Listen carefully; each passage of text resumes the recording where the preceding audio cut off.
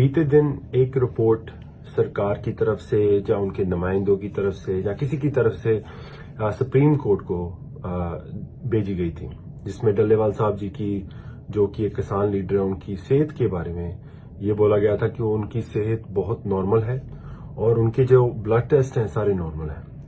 मुझे लग रहा है कि इसमें कहीं ना कहीं कुछ गलत है, कुछ बातें छिपाई जा रही हैं, उसमें कोई पॉलिटिकल रीजन हो सकता है, मुझे नहीं मालूम। लेकिन मैं डॉक्टर सुलेमान सिंह और हमारी 5 रिवर्स हार्ट एसोसिएशन डल्लेवाल साहब जी का पिछले काफी समय से उनको देख रही है और जब से वो अनशन में बैठे हैं तब से तो उनके ऊपर एक पूरी 50 मेंबर डॉक्टर्स की पैनल है, टीम है, जो टाइम पर टाइम उनको देखती है, उनको फॉलो कर रही है, जिनमें से lung specialist, liver specialist, heart specialist, kidney specialist, ऊपर से MBBS और MD डॉक्टर्स हैं। और जो हमारी जांच है, वो जो हम रेगुलर उनके फिजिकल एग्जाम करते हैं, ब्लड वर्क करते हैं, वो कह रहे हैं कि उनकी सेहत बहुत खतरे में है। कभी भी उनको कार्डियक अरेस्ट हो सकती है, कभी भी उनको मल्टी ऑर्गन जो डिसफंक्शन हो सकता है और उनकी डेथ हो सकती है। इसलिए हमने बार बार ये बात बोल रहे हैं कि हमको उनकी सेहत की चिंता है और सरकार को उनकी सेहत को लाइटली नहीं लेना चाहिए।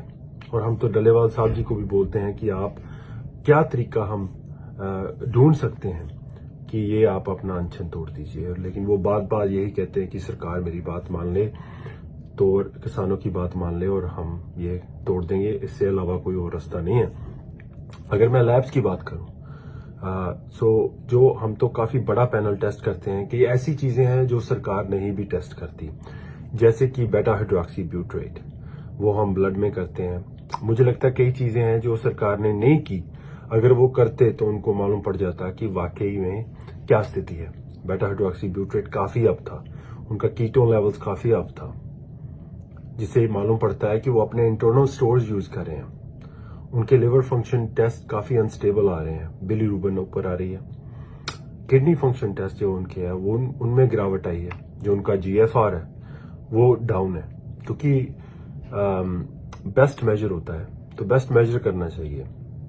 जो उनके शरीर की सोच है वो ऊपर आ रही है, मैलन्यूट्रिशन दिख रहा है। फिर ऊपर से जो फिजिकल एग्जाम है, उनके जो वाइटल्स हैं वो काफी अनस्टेबल रहते हैं। उनको कॉमनली आप देखोगे कि ऑर्थोस्टैटिक हाइपोटेंशन की प्रॉब्लम रहती है, क्योंकि उनके शरीर में जो प्रोटीन स्टोर्स हैं वो गिर गए हैं, जो वाटर की जो वॉल्यूम है वो गिर चुकी है। तो जब भी वो आप उठते हैं वो तभी उनको जो चक्कर आते हैं। बहुत बारी हमने ये चीज फेस की है। वेजोवेगल सिंक भी उनको काफी बारी हुई है। सो ये चीजें यही बताती है जो आदमी है वो काफी अनस्टेबल है।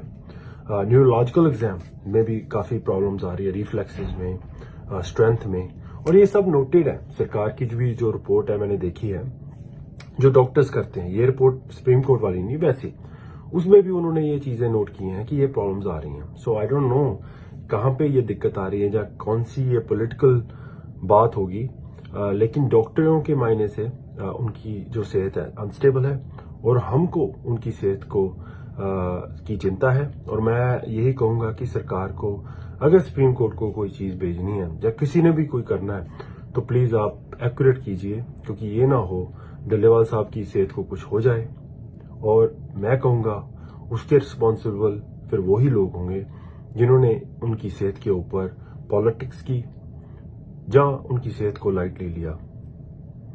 धन्यवाद।